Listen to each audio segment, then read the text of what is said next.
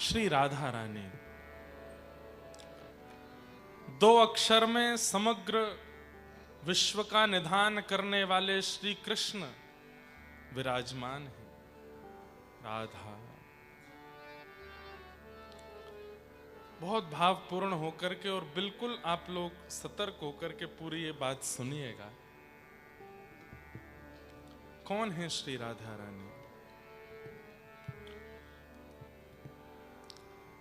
भगवान श्री कृष्ण की 3 प्रकार की शक्तियां हैं। 3 प्रकार की शक्तियां हैं। उसमें पहली शक्ति है माया शक्ति, दूसरी है तटस्था शक्ति, और तीसरी है स्वरूप शक्ति। सब लोग इधर देखिए और बहुत ध्यान से सुनिएगा। भगवान की पहली शक्ति का नाम क्या है? माया शक्ति। एवरीवन नोज दैट कि माया है क्या, जिसके कारण आप साउथ अफ्रीका में हो, जिसके कारण हम इंडिया में हैं, जिसके कारण कोई जॉब कर रहा है, कोई बिजनेस कर रहा है, कोई रुपए पैसे के लिए, कोई डॉलर के लिए, कोई यहाँ के रेंट्स के लिए, जो भी आप लोग कर रहे हैं, जितने में काम बन जाए उससे अधिक के लिए कर रहे हैं, तो वो माया है। समझ में आई बात? हमारा इतने में 3 समय का भोजन हो सकता है, इतने में घर बन सकता है, इतने में ट्रेवलिंग करने वाली गाड़ी मिल सकती है, इतने में सब व्यवस्था बन सकती है। उतना है, पर यू वांट मोर। वही माया है जो आपको अपनी ओर खींचती रहती है। वो भगवान की शक्ति है, माया शक्ति। अगर वो शक्ति नहीं होगी तो संसार चलेगा कैसे? संसार को चलाने के लिए भगवान की एक माया शक्ति है जो आपको अपनी ओर खींचती रहती है हमेशा। तो एक शक्ति माया शक्ति जो संसार चलाने के लिए भगवान प्रकट करते हैं। दूसरी शक्ति है तटस्था शक्ति। ये तटस्था शक्ति क्या है? मुझ में देखने की पावर है, सुनने की शक्ति है, बोलने की शक्ति है, चलने की शक्ति है, बैठने की, उठने की, गाने की, नृत्य करने की। ये जीव व्यक्ति के अंदर ये सारी शक्तियां जिससे वो कर्म करता है, वो सब तटस्था शक्ति कहलाते हैं। ये भगवान की कृपा से। बहुत ध्यान से सुनिएगा। माया शक्ति, तटस्था शक्ति। मैं बोल रहा हूं, मूकं करोति वाचालं पंगुं लंघयते गिरिं यत्कृपातमहं वन्दे परमानन्दमाधवम्।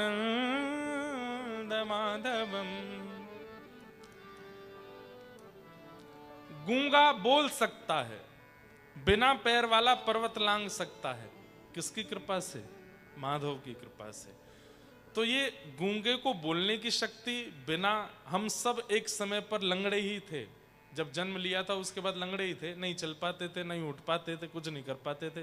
माता जी उठा के धर देती थी, माता जी उठा के इधर उधर घुमाती थी, लेकिन धीरे धीरे चलने की शक्ति आ गई। आज बड़े बड़े पर्वत पार कर लेते हैं हम। एक समय पे हम सब गूंगे थे, बोलना नहीं आता था। आज दुनिया शांत हो जाती है हमारी बोली के आगे। एक समय रोते थे तो मां कहती थी बेटा शांत हो जा, बच्चा शांत हो जा, नहीं मानते थे। आज 2 मिनट में मान जाते हैं। तो ये सारी शक्तियां हमारे अंदर इनबिल्ड जो होती हैं वो तटस्था शक्ति कहलाती है। और तीसरी शक्ति भगवान की होती है स्वरूप शक्ति। स्वरूप शक्ति। और इस स्वरूप शक्ति के भी 3 रूप हैं। स्वरूप शक्ति के 3 रूप कौन कौन से हैं? संघिनी, संवित और आह्लादनी। इसमें संघिनी शक्ति कौन सी है? धाम, जैसे कि वृंदावन। वृंदावन भी श्री कृष्ण का स्वरूप है, द्वारिका भी श्री कृष्ण का स्वरूप है, जगन्नाथ भी श्री कृष्ण का स्वरूप है, बद्रीनाथ धाम भी श्री कृष्ण का स्वरूप है। वहां मंदिर में भगवान जो बैठे हैं वो बाद की बात है। आप धाम में पहुंच गए, इसका मतलब कृष्ण आपको मिल गए, कृष्ण से आप मिल लिए। आप वृंदावन गए लेकिन बहुत भीड़ थी, बिहारी जी का दर्शन नहीं कर पाए, लेकिन आप वृंदावन पहुंच गए तो वृंदावन पहुंचने से कृष्ण के दर्शन हो गए, क्योंकि धाम भी ठाकुर जी का ही रूप है। वृंदावन। तो भगवान की स्वरूप शक्ति में जो 3 स्वरूप हैं, उनमें पहला है संघनी स्वरूप, यानी कि धाम, भगवान का धाम। तीसरा स्वरूप है संवित शक्ति, जो कि है ज्ञान। अभी हम लोग डरबन में बैठे हैं, साउथ अफ्रीका में बैठे हैं, लेकिन कथा सुनते सुनते सुनते सुनते सुनते अचानक से आप भूल जाते हो कि ये साउथ अफ्रीका है, अचानक से भूल जाते हो कि डरबन है। अभी हम लोग नाच रहे थे, मीठे रस से भरोरी राधा रानी लागे, तो ऐसा लगने लगा कि हम कहीं यमुना जी के तट पर व्रजमंडल में तो नहीं हैं। भगवान का दूसरा स्वरूप शक्ति क्या है? कथा, ज्ञान, जिसके वजह से आपको ठाकुर जी का अनुभव होने लग जाता है, ठाकुर जी का दर्शन होने लग जाता है। तो ये भगवान की ज्ञान रूप, ज्ञान शक्ति।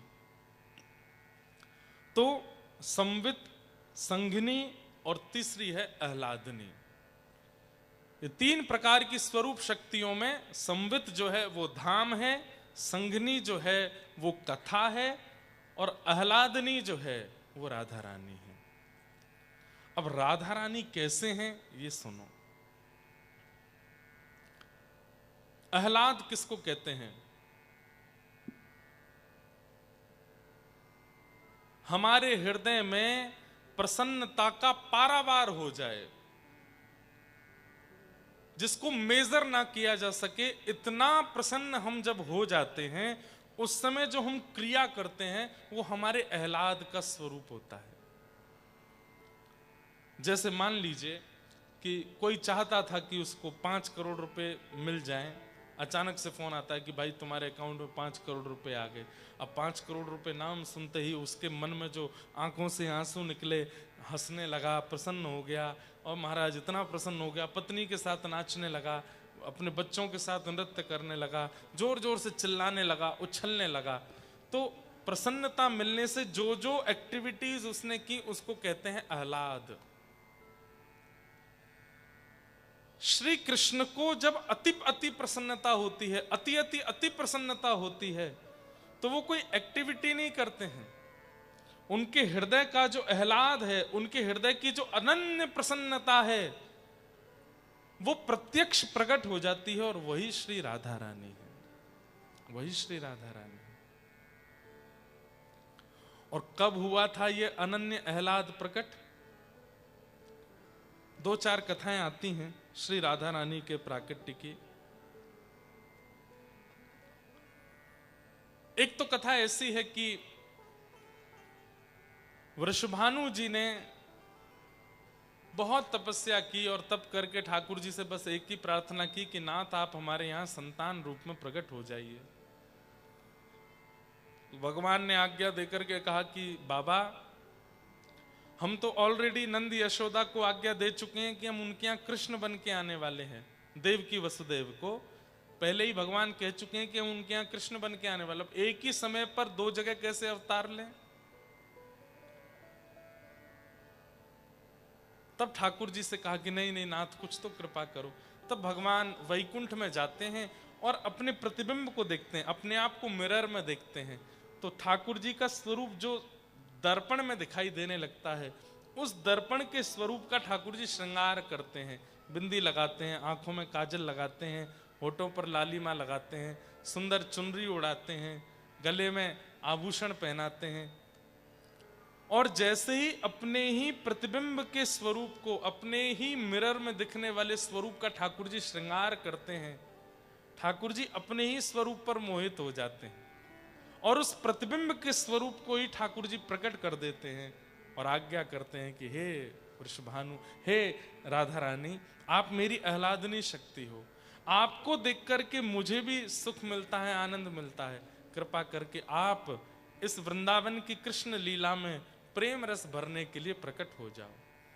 तो ठाकुर जी का ही प्रतिबिंब स्वरूप, ठाकुर जी का ही आह्लाद स्वरूप, ठाकुर जी का ही प्रेम स्वरूप, वही वृषभानु जी के यहां श्री राधा रानी बनकर के आती। तो आह्लाद भगवान का, वही राधा रानी। एक दूसरी कथा और आती है, वो कैसे है? Have you heard about Mohini अवतार? मोहिनी अवतार कब हुआ था? जब समुद्र मंथन हुआ। समुद्र मंथन हुआ देवता और राक्षसों के बीच में, दैत्यों के बीच में समुद्र मंथन हुआ था। और उस समुद्र मंथन में जैसे ही स्वर्ग कलश प्रकट हुआ, दैत्य उसको लेकर के भाग गए। तब देवताओं ने जाकर के भगवान से प्रार्थना की कि अमृत तो सारे दैत्य ले गए, अब हम क्या करें? तो भगवान बोले चिंता मत करो, मैं कुछ करता हूं। तो भगवान मोहिनी बन करके आए। इतने सुंदर बनकर के ठाकुर जी आए, इतने सुंदर बनकर के आए। आहा, वो गजगामिनी चाल, वो मृग जैसे, हिरण जैसे नेत्र, वो इधर इधर तिरछी नजर से देखना सबको घायल कर रहा था। दैत्यों के हाथ में अमृत था, लेकिन जैसे ही मोहिनी को आते हुए देखा, दैत्यों ने अमृत तो नीचे रख दिया। बोले कि अब तो यही है अमृत, अब तो यही चाहिए हमें, और कुछ नहीं चाहिए। दैत्यों ने जाकर के मोहिनी जी से कहा कि हमको अमृत मिला है, पर हम चाहते हैं कि तुम अपने हाथों से पिलाओ। इतनी सुंदर हो, तुम्हारे हाथों से पीकर के हम कृतार्थ हो जाएंगे। तो मोहिनी भगवान बोले एक काम करें। बोले क्या? ये जो कलश में अमृत है ना, गाढ़ा गाढ़ा अमृत तो सब नीचे है, पतला पतला अमृत ऊपर है। तो पहले मैं देवताओं को पिला देती हूँ, पतला पतला सारा उनको पिला देंगी, गाढ़ा गाढ़ा नीचे का जो बचेगा वो तुम लोगों को पिला देंगे। दैत्य तो इतने मोहित हो गए तो मोहिनी पर बोले तुम जो चाहे वो करो, जाओ पिला दो देवताओं को, हम वेट करेंगे यहां पर। मोहिनी भगवान जैसे अमृत कलश लेकर के गए देवताओं के पास। देवताओं को पता था कि भगवान ने मोहिनी रूप धारण किया है, लेकिन इतने सुंदर बन के ठाकुर जी आएंगे ये देवताओं को भी नहीं पता था। जैसे ही भगवान मोहिनी अमृत कलश लेकर के आए, तो यहां जो दैत्यों की हालत हुई वही देवताओं को भी हो गई। देवता भी सब मोहित हो गए। कितनी सुंदर हो आप, मुझसे ब्याह कर लो। देवता ही सब आगे पीछे घूमने लगे। सूर्य, चंद्र, इंद्र, वरुण सब आगे पीछे सब घूमने लगे। बोले हमसे ब्याह कर लो, हम तो तुमसे ही ब्याह करेंगे। तुम कहोगे तो तुम्हारे लिए स्वर्ग छोड़ देंगे, तुम कहोगे तो चंदा तारे तोड़ लाएंगे तुम्हारे लिए, तुम हमसे ब्याह कर लो बस। मोहिनी भगवान धीरे धीरे बोले मैं नारायण हूं। बोले वो तो सब बात की बात है, अभी तो तुम मोहिनी हो, तुम तो बस हमसे ब्याह करो।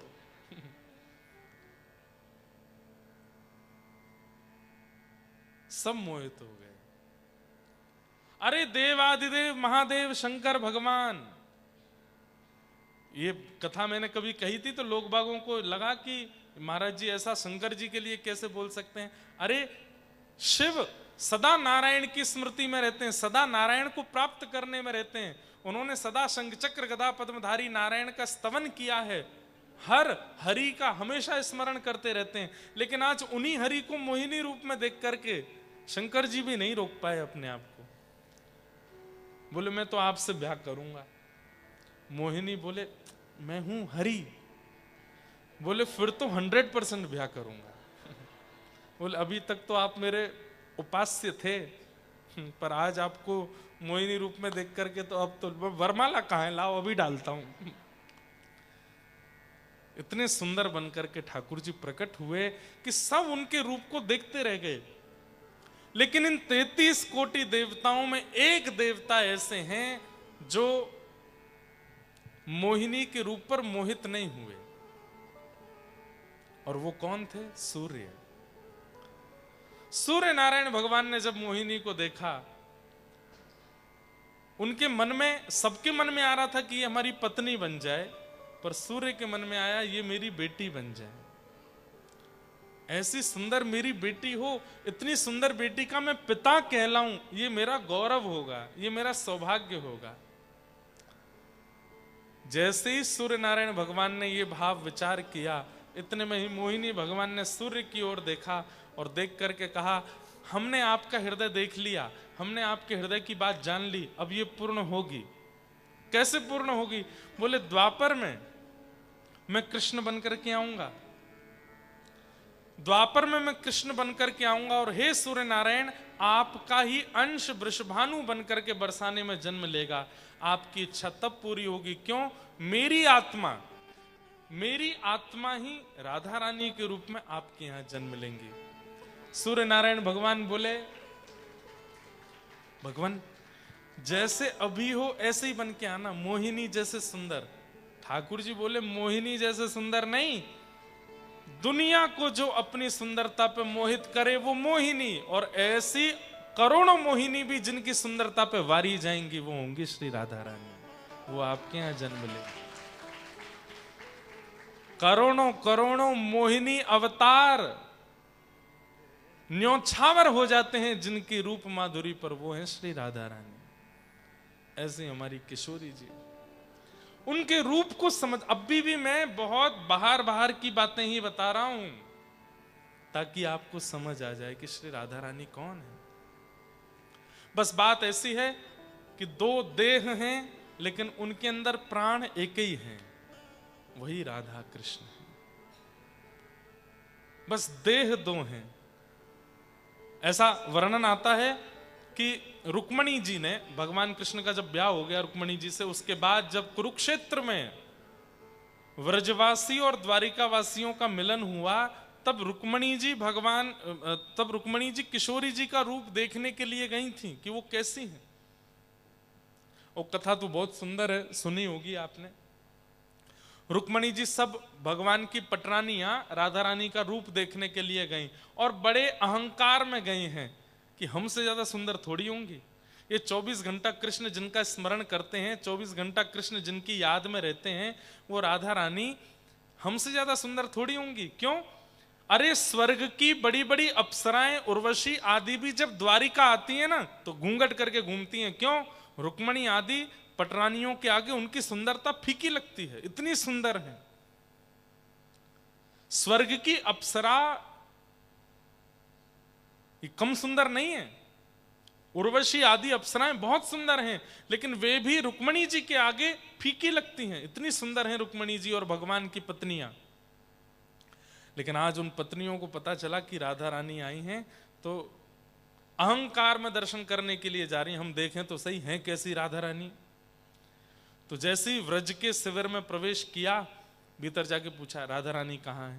बोलो सामने वाले कैंप में बैठी हैं। भीतर जैसे प्रवेश किया, आहा घुंघराले केश, इतना सुंदर तप्त कांचन गौर वर्ण, इतना सुंदर रूप था कि भगवान की जितनी पटरानियां अहंकार में गई थी सबका अहंकार नष्ट हो गया और सब अपने घुटनों पर बैठ गई और हाथ जोड़ करके बोली, हे श्री राधा रानी हमारा प्रणाम स्वीकार करो। इतने में ही वो कन्या बोली, नहीं नहीं मैं राधा रानी नहीं हूं, मैं तो उनकी चरणों की दासी हूं। राधा रानी तो भीतर बैठी हैं। रुक्मणी जी एक दूसरे के मुख की ओर देखती हैं। हम इतने अहंकार में भर के राधा रानी को देखने के लिए गई, उनकी दासी हमारे चित्त के अहंकार को नष्ट कर रही है, तो राधा रानी क्या करेंगी? विचार करो। राधा रानी अंदर हैं? बोले हाँ। जैसे ही अंदर प्रवेश किया तो और सुंदर स्वरूप, उस स्वरूप को देख करके 8 पटरानियां गई थी भगवान की, 3 तो वहीं मूर्छित हो गई, इतनी सुंदर। सबने प्रणाम किया, बोले ये तो निश्चित राधा रानी है, राधा रानी हमारा प्रणाम स्वीकार करो। तब उन्होंने कहा, नहीं नहीं नहीं नहीं मैं राधा रानी नहीं हूं, मैं तो उनकी दासी हूं। राधा रानी तो भीतर बैठी है। दर्शन करने 8 गई थी, रह गई केवल 4, बाकी की 4 तो बाहर ही रह गई। बोले कि हम दासियों की सुंदरता के आगे फीकी पड़ रही हैं, राधा रानी के आगे क्या होगा हमारा हाल। अंत तो गत्वा सब फीके पड़ गए, जैसे तैसे रुक्मणी जी रह गई। रुक्मणी जी ने जब प्रवेश किया भीतर तो क्या देखती हैं? असंख्य असंख्य सुंदरी नारियां चारों ओर बैठी हैं। ऐसा ऐसा सौंदर्य है उनका कि एक एक के रूप के गुण अगर बखान किए जाएं तो पूरी पृथ्वी को कागज बना करके, वृक्षों को स्याही, वृक्षों को कलम बना करके, समुद्र को स्याही बना करके भी लिखा जाए तो वहां बैठी नारियों की सुंदरता नहीं बताई जा सकती। और उन असंख्य सुंदरी नारियों के मध्य में श्री किशोरी जी बैठी। रुक्मणी जी तो देख करके यह भी भूल गई कि मैं कौन हूं, इतनी सुंदर राधा रानी। यही तो राधा रानी है जो आपका स्वयं का अस्तित्व भुला दे, वो श्री किशोरी जी।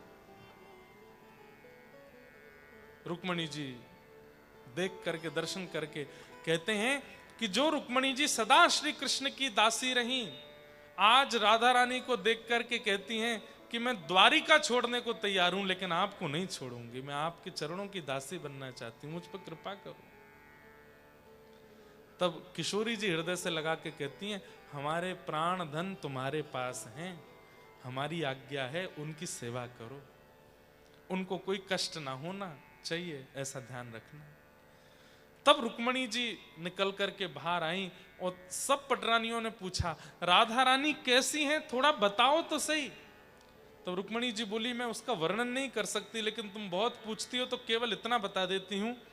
श्री कृष्ण संध्या में जब आते हैं और अपने सारा श्रृंगार उतार करके रात्रि के वस्त्र पहनते हैं, अपने घुंघराले केशों को खोल करके जैसे ही श्री कृष्ण लेट जाते हैं, अत्यंत थके हुए श्री कृष्ण के मुखमंडल पर वो मासूमियत जब सोते समय दिखाई देती है, उस समय श्री कृष्ण का वर्ण यदि सांवले से गोरा कर दिया जाए तो ऐसा लगेगा श्री राधा रानी लेटी हुई है, बिल्कुल एक जैसे हैं, कोई अंतर नहीं।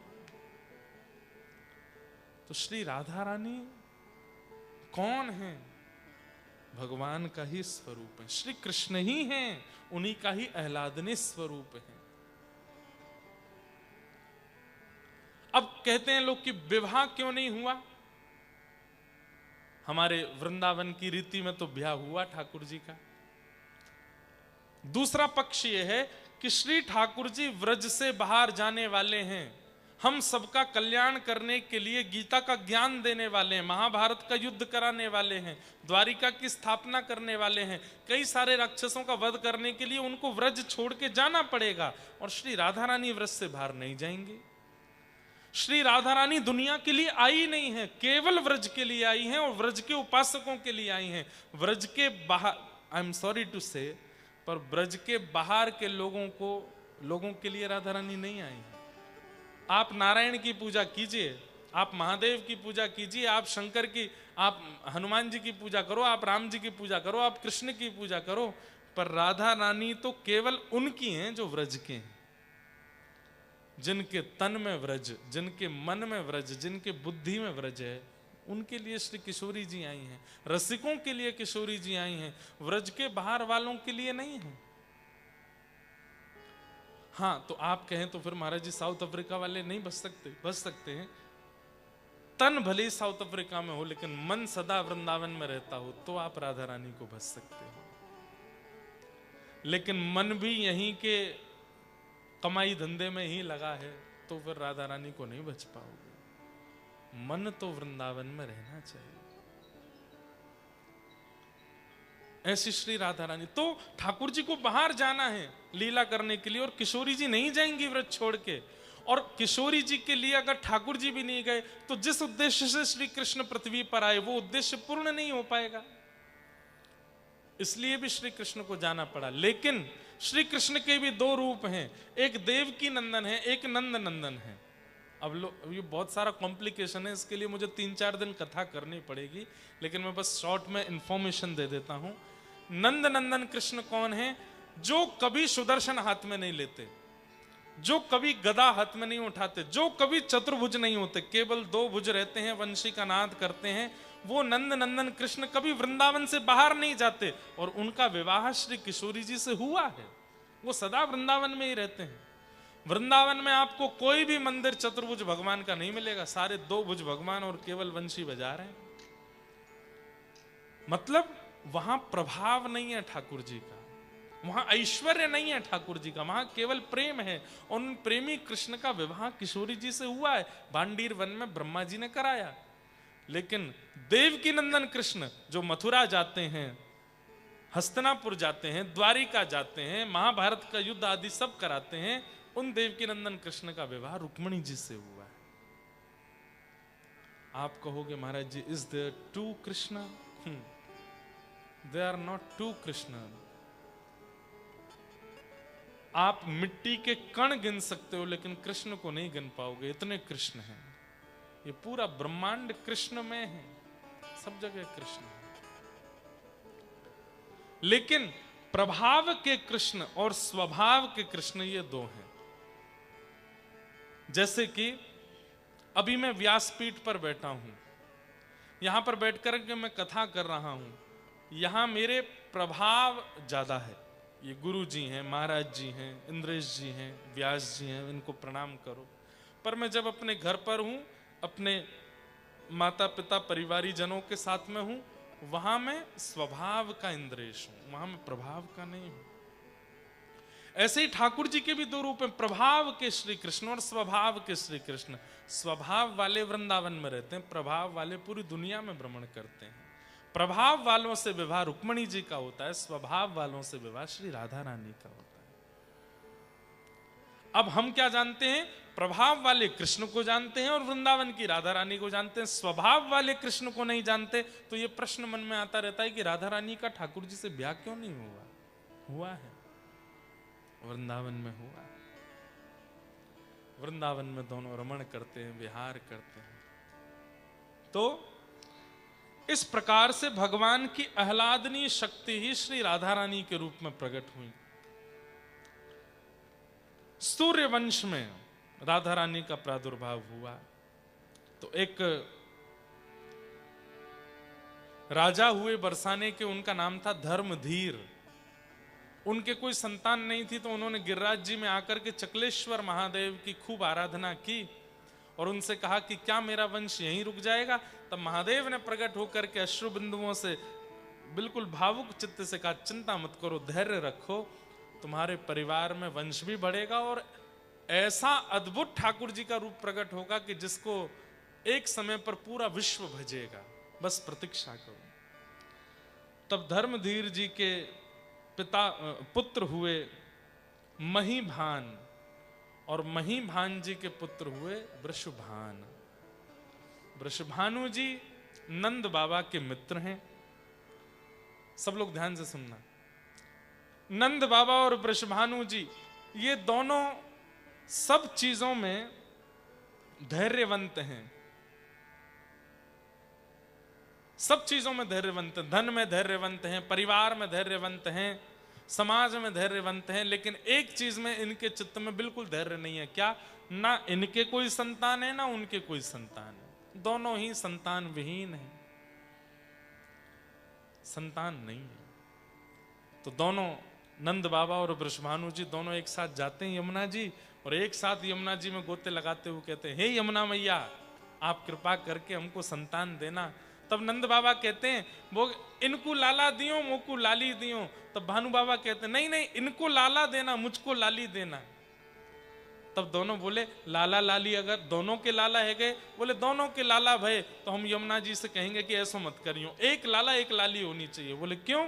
बोले लाला लाली होएगी तो ये मित्रता संबंध में परिवर्तित हो जाएगी, आपके लाला हो मेरे लाली हो। तो फिर अंत में नंद बाबा बोले, तो एक काम करते हैं, जाके पहले लाली है जाएगी, जाके बाद में लाला होगा, या जाके पहले लाला या बाद में लाली, संबंध तो करेंगे, ये नक्की है। बोले ठीक है।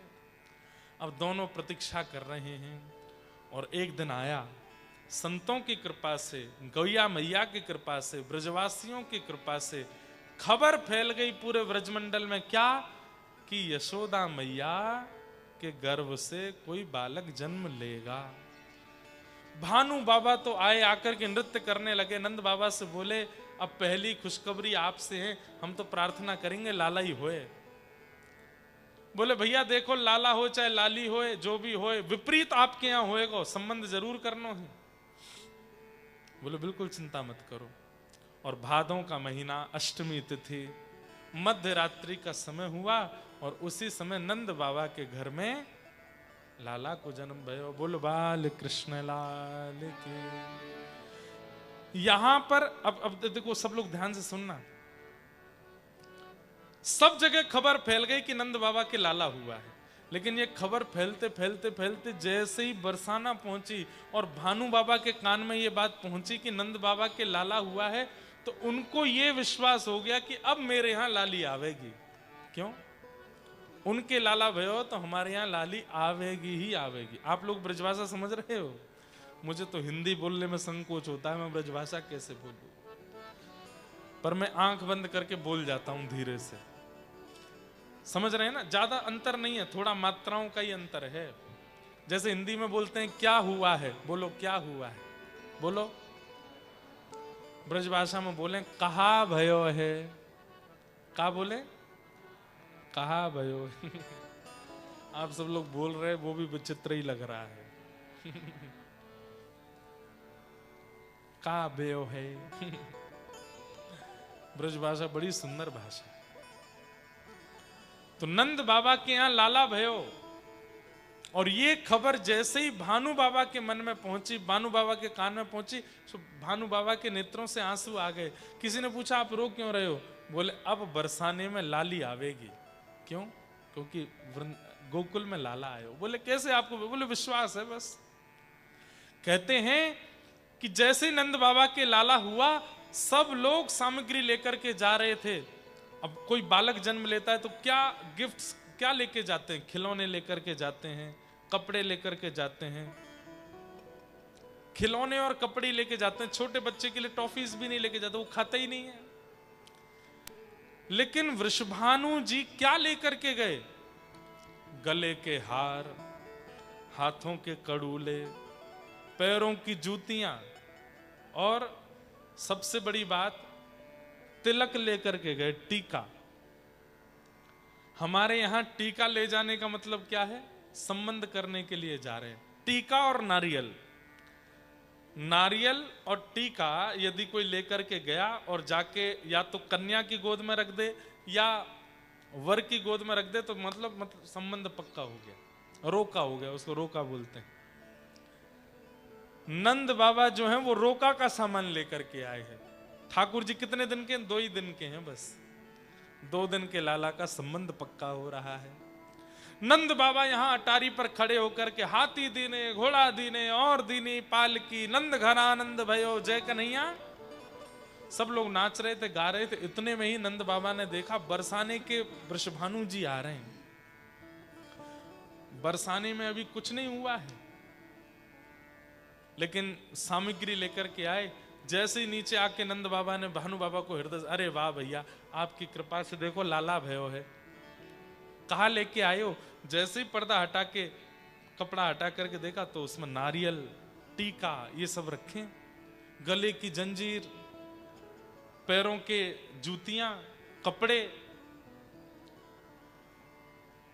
नंद बाबा और यशोदा मैया आपस में बात करने लगे। बोले नारियल क्यों लेके आए हैं? नारियल तो तब दिया जाता है जब रिश्ता किया जाता है। और बोले ये बात तो पक्की थी कि हमको रिश्ता एक दूसरे से करना है, हमको एक दूसरे का समधी बनना है, पर लाली तो हुई नहीं इनके यहां पर, ये संबंध लेके कैसे आ गए? भाई रोका तब करने जाओगे ना जब आपके यहां बेटी हो, उनके यहां बेटा है, और उनके यहां तो बेटा, तुम्हारे यहां बेटी नहीं, और तुम जाके संबंध करो, ऐसे कैसे हो सकता है? भानु बाबा ने जाकर के नारियल और टीका लाला, 2 दिन के ठाकुर जी के हाथ में नारियल रख दिया, टीका कर दिया, माला पहना दी, संबंध पक्का। नंद बाबा बड़े संकोच में बोले आपने कर तो दिया, पर थोड़ा सा हमारे मन की जिज्ञासा थोड़ी ना ठीक करो। बोले क्या? आपके यहां लाली तो हुई नहीं अभी, आपने संबंध कैसे कर दिया?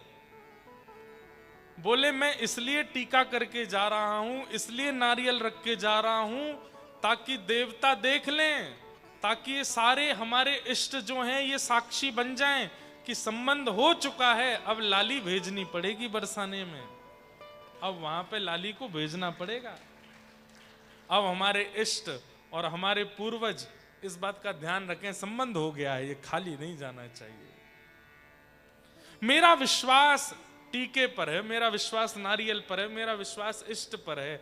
मैं इष्ट की कहानी से टीका कर जा रहा हूं लाला का, अब लाली आएगी। नंद बाबा बोले कहीं लाला हुआ तो फिर क्या करेंगे?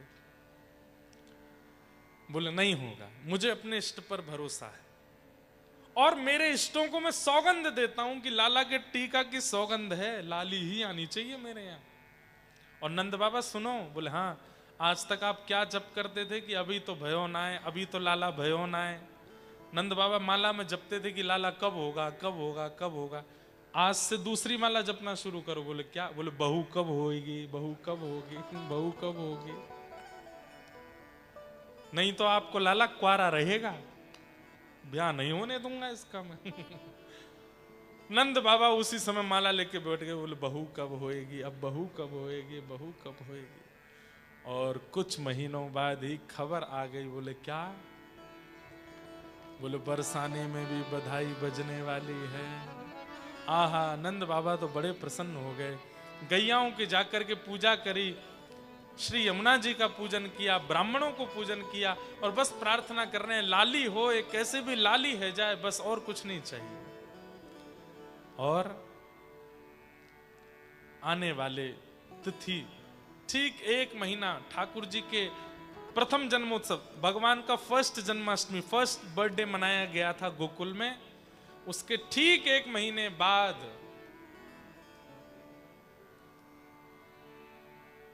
हो बरसानो बजत बधाई, वृषभानु की लाली आई। हाँ बरसानो बजत बधाई, वृषभानु की लाली आई। और ये खबर जैसे ही पता चली, नंद यशोदा तो इतने खुश हो गए, इतने आनंद में भर गए कि लाली हुई है भानु बाबा के यहाँ पर। अच्छा एक बात, हमारे इंडियन कल्चर में जितने भी भगवान हुए, या तो वो रात को 12 बजे हुए या दिन में 12 बजे हुए। जन्माष्टमी कब मनाई जाती है? रात को 12 बजे। रामनवमी दिन में 12 बजे। लेकिन श्री राधा रानी का जन्म ना रात में 12 बजे हुआ ना दिन में 12 बजे। राधा रानी का जन्म हुआ ब्रह्म वेला में 4 बजे, ब्रह्म मुहूर्त में। कहते हैं क्यों, ऐसा क्यों? किशोरी जी सुबह 4 बजे क्यों उदित हुई, क्यों प्रकट हुई? बोले 4 बजे के बाद धीरे धीरे धीरे धीरे अंधेरा दूर होने लग जाता है, प्रकाश होने लगता है। 12 बजे का धूप जो होती है, 12 बजे का सूर्य जो होता है, वो सहन नहीं कर पाता कोई, और रात्रि में अंधेरा बहुत ज्यादा होता है। पर किशोरी जी इस बात की प्रतीक हैं कि वो अंधेरा दूर करने आए हैं, वो अज्ञान मिटाने आई हैं, वो प्रेम का प्रकाश फैलाने आई हैं। इसलिए ऐसी तिथि में जन्म हुआ कि उनके जन्म होते ही धीरे धीरे धीरे अंधेरा दूर हो रहा है और धीरे धीरे धीरे प्रकाश की ओर बढ़ रहा है। सुबह का सूर्य जो होता है ना, वो सब देख सकते हैं। सुबह के सूर्य का दर्शन सब कर सकते हैं। 5 बजे, 5:30 बजे, 6 बजे के सूर्य को सब देख सकते हैं, आंखों से देख सकते हैं। पर 12 बजे के सूर्य को कोई नहीं देख सकता। किशोरी जी ऐसे काल में जन्मी हैं, ऐसे समय पर उनका उद्दीपन हुआ, प्रादुर्भाव हुआ कि जिससे अज्ञान नष्ट होने का प्रतीक हो रहा है। यहां नंद बाबा यशोदा मैया 1 वर्ष के लाला को गोदी में लेकर के बरसाना जा रहे हैं। आहा, जैसे ही बरसाना पहुंचे, सब नाच रहे हैं, गा रहे हैं, आनंद मना रहे हैं, राधा रानी का जन्म हुआ है। आहा, स्वर्ण के पलना में झूल रही हैं राधा रानी। कथाएं तो बहुत हैं। ऐसा कहते हैं कि श्री राधा रानी ने जन्म लेने के बाद कितने दिनों तक आंख नहीं खोली, कुछ बोली नहीं, शांत रही। तब नारद जी आए और नारद जी ने आकर के उनके कान में कहा, हे कृष्ण मनोहारिणी। तो कृष्ण नाम सुनते ही नेत्र खुल गए और हंसने लगी, और जैसे ही कृष्ण नाम विश्राम होता फिर से आंख बंद करके पड़ जाती। लेकिन आज जैसे नंद बाबा और यशोदा मैया लाला को लेकर के आए, पलना में झूल रही राधा रानी को जैसे ही यशोदा मैया ने देखा, तो एक स्वरूप होता है कि आप बालक को देख करके कुछ देते हैं। यशोदा मैया इतना सामान लेकर के आई हैं, लेकिन किशोरी जी को देख के, राधा रानी को देख के वो सारा सामान फीका लगने लगा। नंद बाबा से बोली, हम इतने स्वर्ण लेके आई, इतने चांदी, इतने रत्न, इतने वस्त्र लेके आई, पर ये लाली इतनी सुंदर है कि सब फीका लग रहा है, मैं कैसे दूं?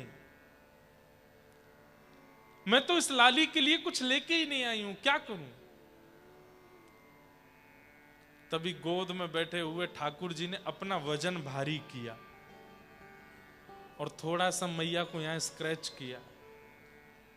तो मैया ने ऐसे पकड़ करके हाथ झटका और तुरंत जब ठाकुर जी की ओर देखा तो ठाकुर जी को देख करके यशोदा मैया के मन में आया, मैं इतने सारे रत्न लेकर के आई हूं, लेकिन सबसे बढ़िया लाली को देवे वारो रत्न तो गोदी में ही बैठो मेरी।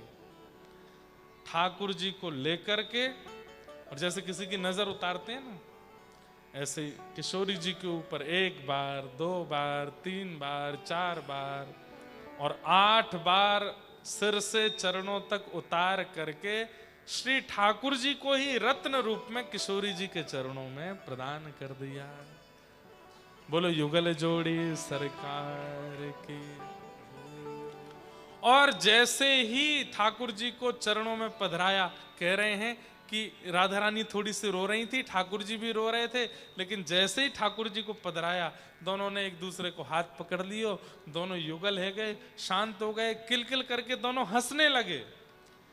कैलाश पर बैठे हुए महादेव अपने आप को रोक नहीं पाए। पार्वती जी से बोले मैं नहीं रुक रहा। बोले क्यों? बोले मैं तो जाऊंगा दर्शन करने के लिए। और देव आदिदेव महादेव रूप बदल करके आए और आकर के दोनों युगल का दर्शन करके उनकी नजर उतार करके नृत्य करने लगे। बरसाना में आनंद हो रहा है।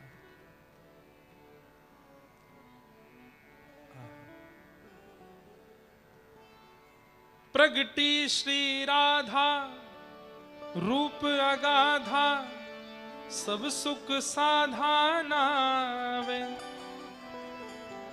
आहा, राधा रानी का कैसा प्रादुर्भाव, उस पर हमारे रसिक जन क्या बोलते हैं।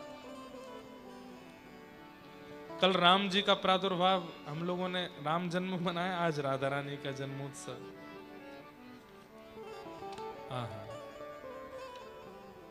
प्रगटी श्री राधा रूप अगाधा सब सुख साधाना वे। मुनि प्रेम अगाधा मेटन बाधा लक रही कोटि लजावे। घर ब्रज घर घर माई बजत बधाई सब मिल मंगल गावे। कीरत बड़ भागी अति सुख पागी पुरजन करत बधाई। सुर नर मुनि हर्षे सुमनहि बरसे चढ़े विमानाए। भय चित्र से ठाड़े लखि सुख बाड़े बाजे विविध बजावे। नारद सनकादि शिव ब्रह्मादि भृगुवादिक मुनि जेते।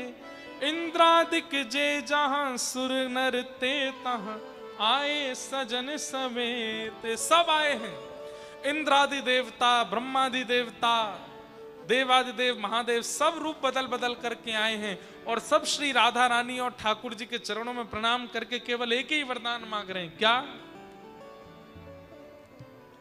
जय नित्य किशोरी प्रिय चित चोरी यह विनती सुन लीजिए। क्या विनती है? ब्रजवास ही दीजिए, हमें ब्रजवास दे दीजिए। ब्रजवास ही दीजिए ब्रज रस पीजे चरण शरण गह लीजे। कर जोर मनाऊं यह वर पाऊं दंपति यश नित गाऊं। पद कमल सुतोरा महमुष मोरा मन वित जहां बनाऊं। सब ही जन गावे सब ही बजावे सब ही दही ले उड़ावे। बरसाने आए विधिन सहाय जय जयकार करावे। बोल वृषभानु दुलारी श्री राधा रानी की जय। और तब व्रजमंडल में राधा रानी का जन्म हुआ। आहा, ठाकुर जी पहली बार तो अभी पलना में झूले, उसके बाद 2-4 दिन तक उत्सव में ठाकुर जी रहे, फिर यशोदा मैया लाला को लेकर के वापस चली गई। 1 वर्ष 2 वर्ष 3 वर्ष 4 वर्ष के जब ठाकुर जी 3-4 वर्ष के बीच के हैं। 3-4 वर्ष के बालक को देखना एक बार कितना बड़ा लगता है। 3.5-4 वर्ष के जब ठाकुर जी हुए तब पहली बार राधा रानी से मिले दोबारा। कहां पर? यमुना जी के तट पर। आहा,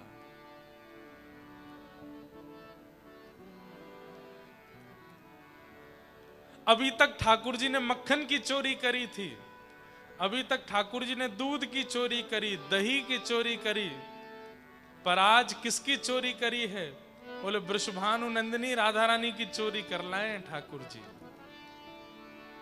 हमारे व्रज में गाते हैं, हो व्रज में रतन राधिका गोरी, व्रज में रतन राधिका गोरी, हाँ व्रज में रतन राधिका गोरी, ओ व्रज में रतन राधिका गोरी, हे राधिका गोरी, राधिका गोरी, राधिका गोरी, राधिका गोरी, हे राधिका गोरी, राधिका गोरी, राधिका गोरी, राधिका गोरी, ओ व्रज में रतन राधिका गोरी, ओ व्रज में रतन राधिका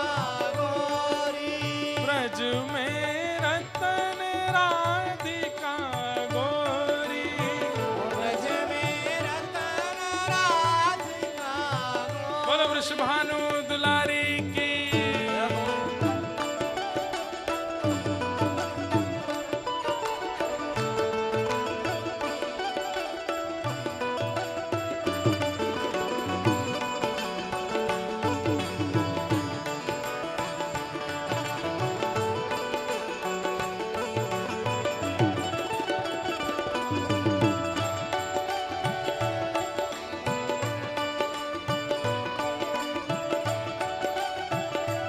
और कैसे हरण किया राधा रानी का। आज किशोरी जी अपनी छोटी छोटी सखियों के साथ यमुना जी के तट पर गई हैं और वहीं ठाकुर जी भी खेलने के लिए आए हैं। और तभी ठाकुर जी, किशोरी जी थोड़ी सखियों से अलग चली गई हैं, यमुना जी के तट पर एकांत में बैठी हैं। और तभी ठाकुर जी ने पहली बार किशोरी जी को देखा है।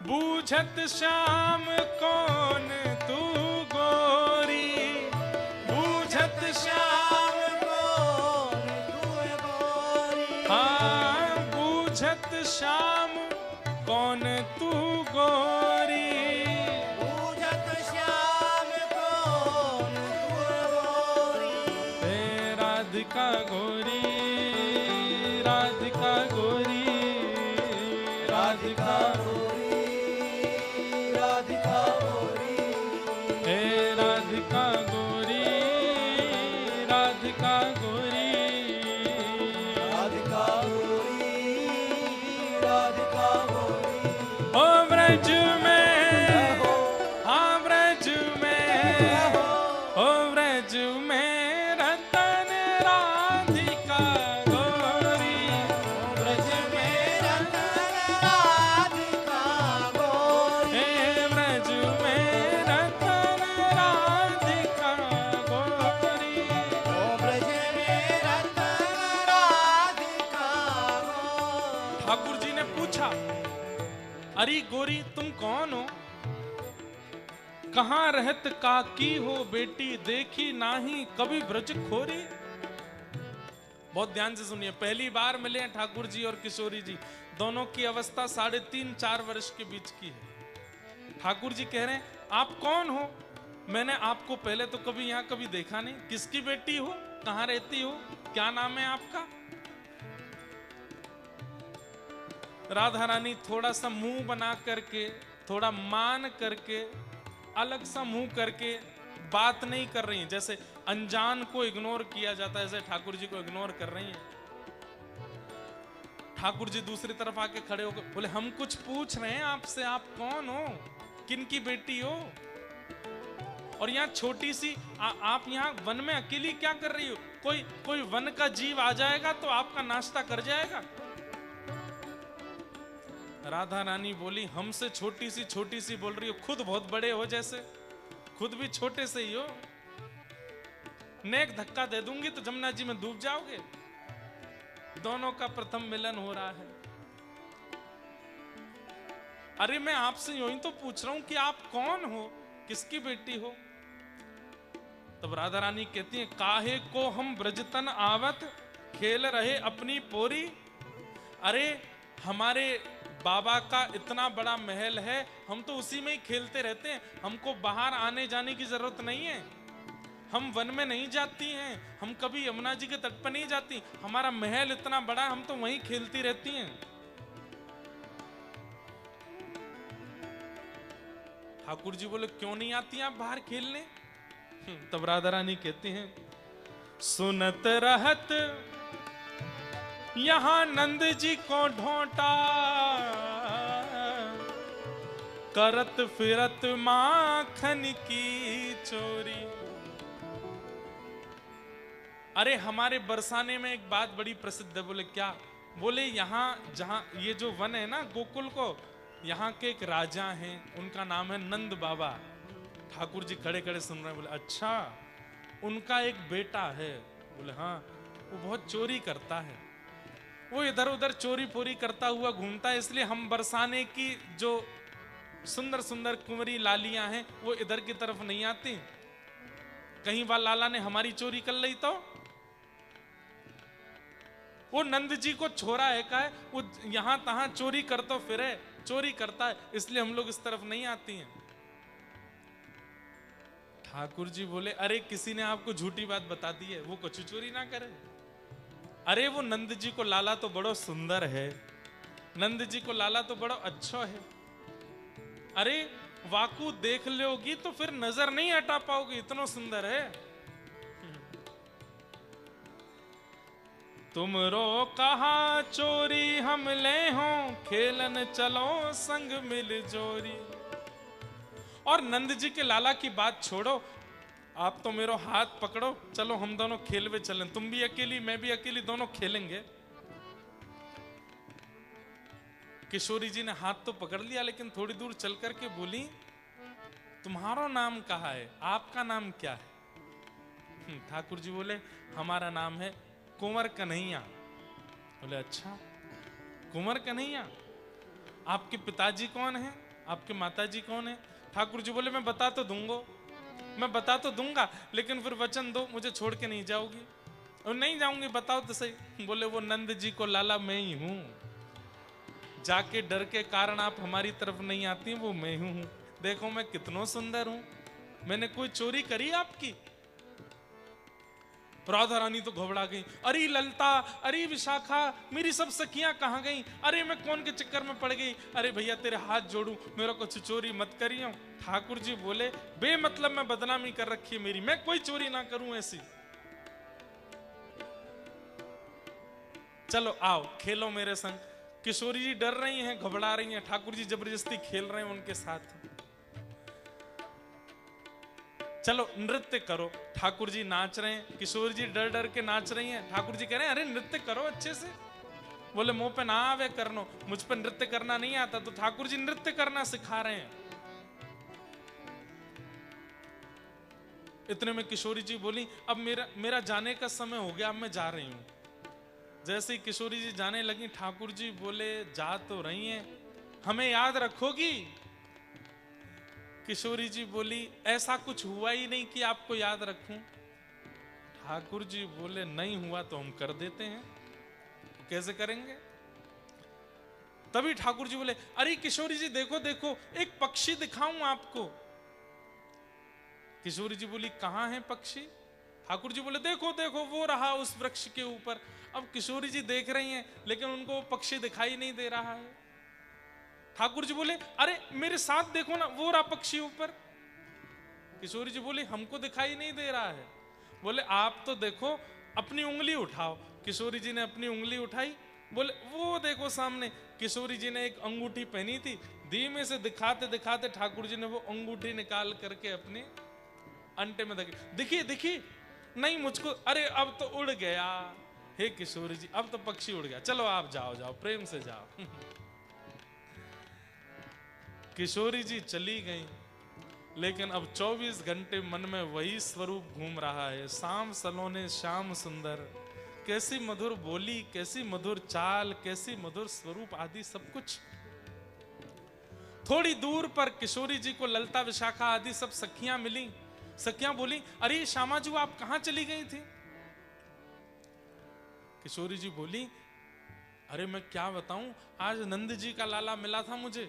यशोदा, अरे वो कन्हैया? बोले हाँ। अरे वो तो बहुत बड़ा चोर है, माने आपकी कोई चोरी तो ना करी? राधा रानी बोली, आप सब लोग तो बेमतलब में उसको बदनाम करती हो, इतना बढ़िया माने कोई चोरी नहीं करी मेरी। इतने में ही ललता विशाखा आदि सब राधा रानी के गहने देखने लगे।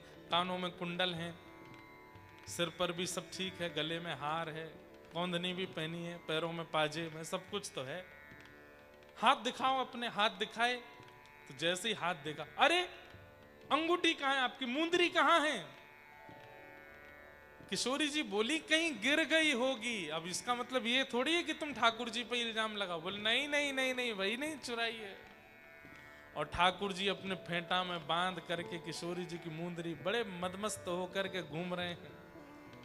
व्रज में रतन राधिका गोरी, व्रज में रतन राधिका गोरी, व्रज में रतन राधिका गोरी, व्रज में रतन राधिका गोरी, हे राधिका गोरी, राधिका भोरी, राधिका गोरी, राधिका भोरी, हे राधिका गोरी, राधिका भोरी, राधिका गोरी, राधिका भोरी, हे व्रज में। रहो।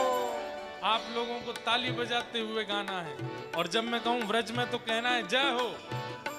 हे व्रज में, रहो, हो व्रज में, रहो, हो व्रज में रतन राधिका गोरी, व्रज में रतन राधिका गोरी, हे व्रज में रतन राधिका गोरी।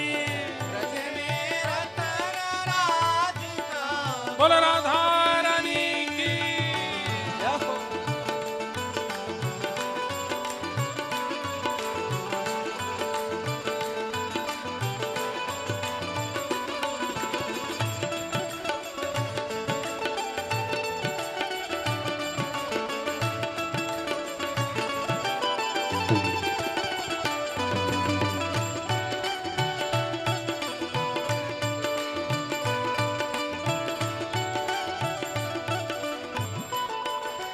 हो हरलीनी वृषभानु भवन ते, हरलीनी वृषभानु भवन ते, हरलीनी वृषभानु भवन ते, हरलीनी वृषभानु भवन हे वृषभानु भवन ते, वृषभानु भवन हाँ ते, वृषभानु भवन ते, वृषभानु भवन ओ ते, हरलीनी वृषभानु भवन ते, हरलीनी वृषभानु भवन ते, यहाँ नंद सुवन करी चोरी, नंद सुवन करी चोरी, ओ कृष्णदास प्रभु गिरधर नागर, कृष्णदास प्रभु गिरधर हाँ कृष्णदास प्रभु गिरधर नागर, कृष्णदास प्रभु गिरधर नागर, और नागर नवल किशोरी, नागर नवल किशोरी, ओ नागरी नवल किशोरी, नागर नवल किशोरी, हो व्रज में, रहो, हो व्रज में, रहो, हो व्रज में रतन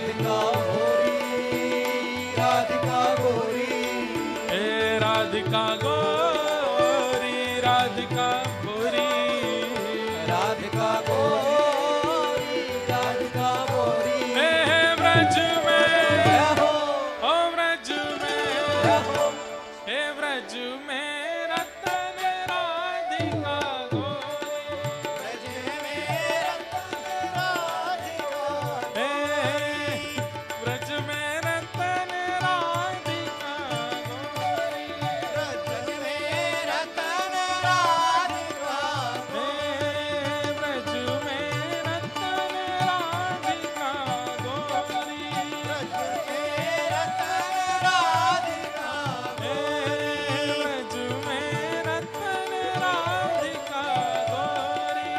ब्रज में रतन जय जय श्री राम। राधे।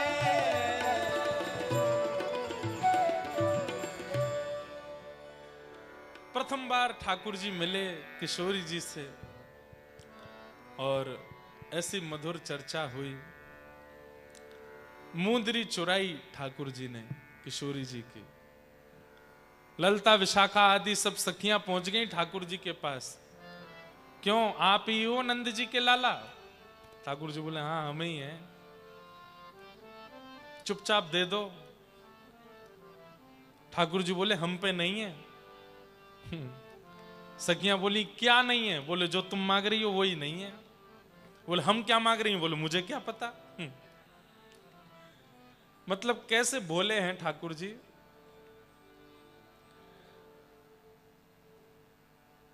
सब सखियां बोली ये आपने जो कमर में अपने पटका बांध रखा है इसको खोल के दिखाओ। तो जहां पे मुंदरी बांधी थी वो हिस्सा पकड़ के ठाकुर जी ने दूसरी तरफ से खोल के ऐसे करके झाड़ दिया। बोले कुछ भी नहीं है। बोले ये जहां पे आपने पकड़ रखा है इसको खोल के दिखाओ। बोले इसमें पूरा ब्रह्मांड है, अगर खोल दिया तो प्रलय आ जाएगा, ये नहीं खोलूंगा। बोले नहीं नहीं यही खोलो। जैसे ही खोला तो मुंदरी नीचे गिर गई, अंगूठी मिल गई किशोरी जी की। सब सखियां बोली, बोले देखो हमारी किशोरी जी की चोरी करते हो। किशोरी जी को जाकर के अंगूठी दिखाई, देखो ठाकुर जी के पास मिली। लेकिन किशोरी जी के चित्त में तो श्री ठाकुर जी इतने प्रिय हो चुके हैं कि अब जितना भी सब कहते हैं ठाकुर जी के बारे में, किशोरी जी के मन में कोई दोष नहीं आता। बंधु, ठाकुर जी चोरी कोई धन नहीं है इसलिए चोरी थोड़ी करते हैं। नंद बाबा राजा हैं, नंद बाबा राजा हैं ब्रजमंडल के। उनके यहां 9 लाख गायें हैं, दूध की, दही के, घी के कुआं हैं, कोई कमी नहीं है, नदी बहती है दूध की। लेकिन फिर भी दूसरी गोपियों के यहां जाकर के दही चुराना, दूध चुराना, मक्खन चुराना, या आज किशोरी जी की मुंदरी चुरा लेना, इसमें कोई ये भाव थोड़ी है कि ठाकुर जी के यहां अभाव है। नहीं, श्री कृष्ण का जो अवतरण हुआ है वो प्रेम प्रदान करने के लिए हुआ है। कोई बहुत बड़ा व्यक्ति है और वो आपके पास आकर के बैठ जाए, नीचे बैठ जाए, तो उसकी महानता मानी जाती है।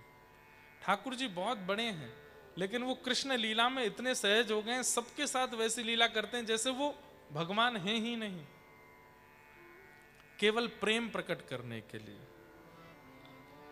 गोपियों के साथ, सब सखियों के साथ ठाकुर जी लीला करते हैं।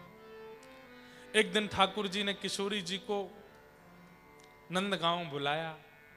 बोले क्यों? बोले हमारे नंदगांव में एक आम का बगीचा है, आम खाने चलेंगे। तो यहाँ ठाकुर जी के सखा कौन कौन है? मधुमंगल, श्रीदामा, तनसुखा, मनसुखा, धनसुखा। और वहां राधा रानी के सखियां कौन है? ललिता, विशाखा, इंदुलेखा, चंपकलता, ये सब किशोरी जी की सखियां हैं। सब सखियों ने मना किया, किशोरी जी मत चलो, ये नंद जी को लाला है, बड़ा ऊधमी है, पता नहीं क्या ऊधम मचाएंगे। बोले नहीं नहीं, उन्होंने बुलाया है, चलो। और सब सखियों के साथ राधा रानी पहुंच गए। आम के बगीचे में ठाकुर जी ले गए। राधा रानी बोली किसका बगीचा है? बोले हमारा बगीचा है। और किसका बगीचा है? हमारे नंद बाबा, ये पेड़ मैंने लगायो, ये पेड़ हमारी माता जी ने लगाया, ये हमारे पिताजी ने लगाया, ये पूरा बगीचा हमारा है। राधा रानी बोली तो फिर अब बगीचा ही दिखाओगे कि कोई आम तोड़ के खिलाओगे भी? ठाकुर जी बोले हमको पेड़ पे चढ़ना नहीं आता, आप चढ़ के तोड़ो। तो राधा रानी, ललिता आदि सब सखियां ऊपर चढ़ गईं। एक दो सखियां नीचे खड़ी हो गईं ऐसे पल्लू बिछा करके, और ऊपर से सब सखियां आम तोड़ तोड़ के नीचे दे रही हैं, वो सब पल्लू में ले रही हैं। ठाकुर जी सब सखाओं के साथ गए, बोले ये पल्लू बहुत भारी हो गया, आप हमको दे दो आम। सखियों से आम ले लिए, कुछ अपनी जेब में धर लिए, कुछ अपने फेंटा में बांध लिए। सब सखाओं ने खूब जितनी पेट भर सके इतने आम अपने पास धर लिए। सखियों से बोले हम ना बड़ी वाली डलिया लेके आते हैं, आप तोड़ते रहो। सखियां बोली ठीक है आप लेके आओ। ठाकुर जी सब सखाओं से बोले चुपचाप भाग जाओ यहां से। सखा तो सारे भाग गए और ठाकुर जी गए वो जिसका मैदान था, जिसका बगीचा था, उसके मालिक के पास। ठाकुर जी गए ठाकुर जी जाके बोले सोते रहो, तुम्हारे आम तो सब चोरी हो रहे हैं। बोले मतलब? अरे नंदगांव के बगीचा में बरसाने की छोरियां आके लूट मचा रही हैं, देखो बाहर निकल के देखो। वो देखो दो सखियां उस वाले पेड़ पे चढ़ी हैं, वो उस पे चढ़ी हैं, वो उस पे चढ़ी हैं, और नीचे देखो पल्लू में पूरे पेड़ तुम्हारे खगाल दिए इन्होंने। हम तो तुमको अपना चाचा मानते हैं इसलिए तुमको आके बता दी सारी बात। हम तो छोटे बच्चे हैं, हम तो कुछ कर नहीं सकते, देख लेना क्या करना है। ठाकुर जी शिकायत करके भाग गए। अब वो बगीचे का मालिक डंडा लेकर के पहुंचा। वहां सब सखियों ने देखा कि ठाकुर जी डलिया लेके आ रहे होंगे। इतने में ही बगीचे का मालिक लेके गया डंडा और हल्ला करने लगा, अरे अरे चोरनियां आ गई, चोरनियां आ गई। सब सखियां आम वाम छोड़ छाड़ के वहां से भागी। राधा रानी अब भी कहती जा रही हैं, अरे कृष्ण आने वाले होंगे, उन्हीं का तो बगीचा है। राधा रानी खड़ी हो गई। अब वो माली आया, आकर के बोले शर्म नहीं आती है, छोटी छोटी बालिकाएं होकर के चोरी करती हो? बोले हम चोरी नहीं कर रही हैं, जिनका बगीचा है वही लेकर के आए थे हमको यहाँ पे। बोले बगीचा तो मेरा है।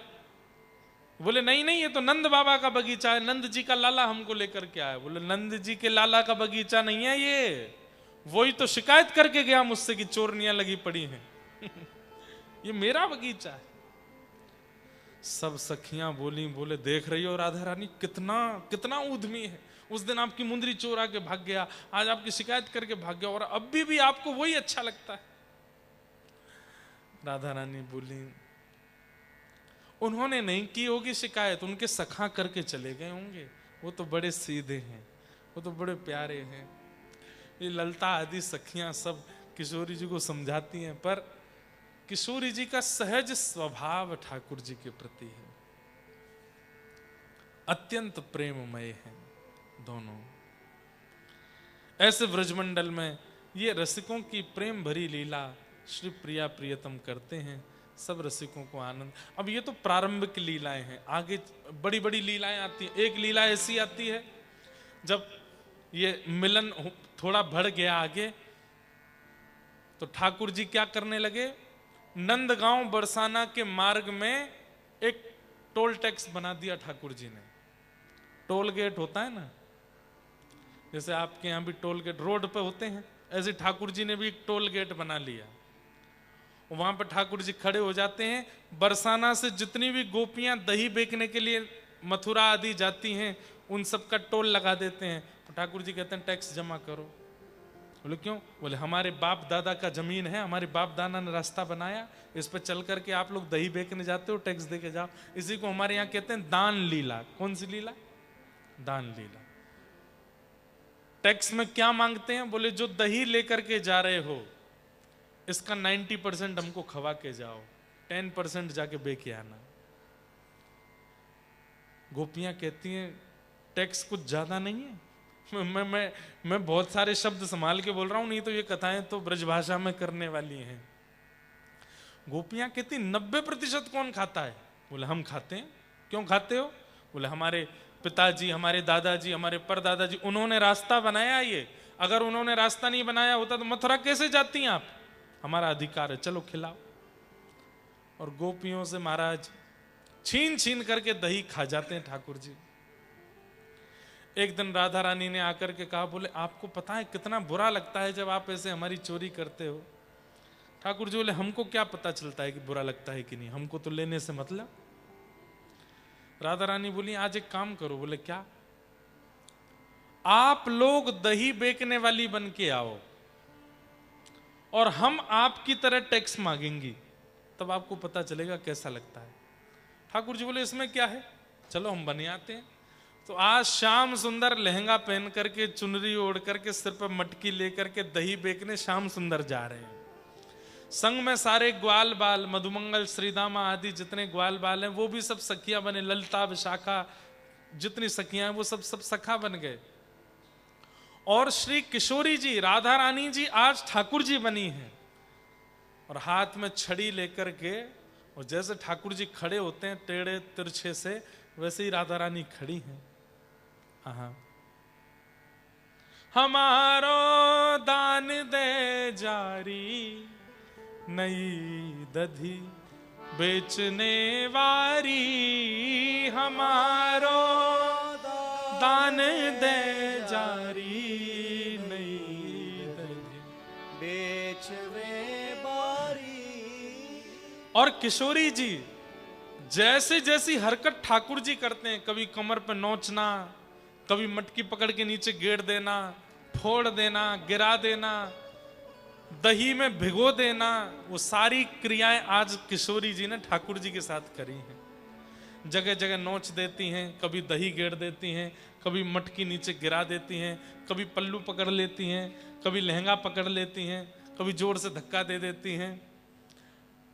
ठाकुर जी अंत में हार गए, बोले आज के बाद नहीं करूंगा। बोले पहले चरणों में प्रणाम करो।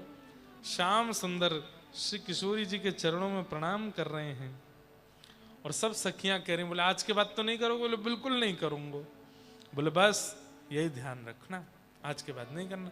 धीरे धीरे फिर यही मिलन, जब जैसे ही ठाकुर जी 7-7.5 वर्ष के हुए, यही फिर प्रेम में परिवर्तित होता चला गया और फिर यही रास का रूप धारण करता चला गया। रास, महारास और फिर विवाह तक का सब क्रम बनता चला। पहले नटखट लीलाएं थी, थोड़ी छेड़छाड़ थी, थोड़ी छीना झपटी थी, बाद में यही प्रेम और रास में परिवर्तित होते हुए श्री प्रिया प्रियतम का अद्भुत प्रेम मिलन होता चला गया।